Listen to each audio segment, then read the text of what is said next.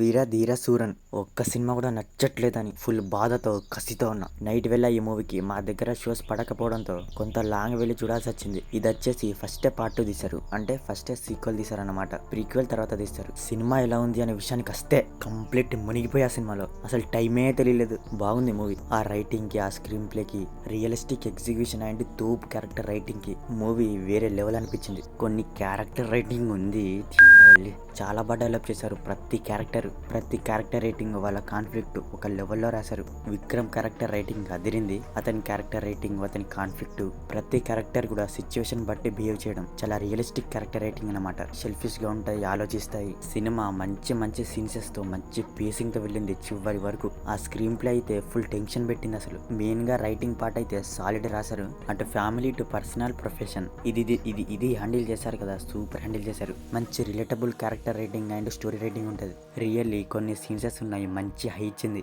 అంటే క్యారెక్టర్ ఒక ఆర్క్ ని అమాంతం లేపిందనమాట. సెకండ్ హాఫ్ లో ఒక సీన్ ఉంటుంది, జస్ట్ డైలాగ్ తోటే, అది ఒకలాంటి పిచ్చ హై ఇచ్చింది నాకైతే. కొన్ని ఉన్నాయి చెప్తే కంప్లీట్ స్పాయిలర్ అయిపోద్ది. మంచి రస్టిక్ డ్రామాతో, likable character writing and story writing తో, మంచి సీన్సెస్ తో టెన్షన్ పెట్టిన ఫస్ట్ హాఫ్, హై ఇచ్చిన సెకండ్ హాఫ్, వీటితో మూవీ హైలైట్ అయిందని చెప్పాలి. లాస్ట్ 10 minutes అయితే ఇప్పుడు ఏం చేస్తాడు, అంతమంది ఉన్నారు, అన్ని దెబ్బలు తాకాయి, ఖాళీ ఏం చేస్తాడు ఇప్పుడు అనుకునే లోపే ఒకటి ఉంటుంది, ఒక డైలాగ్ ఉంటుంది. ఒక డైలాగ్ తో క్యారెక్టర్ అలా లేసింది. ఇందులో నాకు ఇంకోటి బాగా నచ్చింది ఏంటంటే, ఫ్యామిలీ కోసం తప్పలేదని, ఫ్యామిలీని సేవ్ చేయడం కోసం, ప్రతి క్యారెక్టర్ కూడా ఫ్యామిలీ కోసం ఎక్కడ దాకైనా వెళ్ళడం, ఫ్యామిలీ కోసం సెల్ఫిష్ గా ఉండడం, ఇది బాగా నచ్చింది. అంటే సినిమాలో ఏది కూడా కావాలని జరగదు, అన్ని కూడా పరిస్థితుల బట్టి జరుగుతూ ఉంటది. అవును, మీకు ప్లాట్ లైన్ చెప్పలేదు కదా. స్టార్టింగ్ ఒక లేడీ అండ్ పాప మిస్ అవుతారు. ఎలా మిస్ అయ్యారు, ఇక్కడ మిస్ అయ్యారు, లాస్ట్ కి ఏం జరిగింది, ఇది మూవీ ప్లాట్. ఎక్కువ చెప్పకూడదు, క్లైమాక్స్ ఉందన్నమాట. అంటే లాస్ట్ కి ఊరిని అనిపించింది, ఇది కూడా చెప్పకూడదు, ఇది పెద్ద స్పాయిలర్. ఇంకా అంటే సింపుల్ గా చెప్పాలంటే,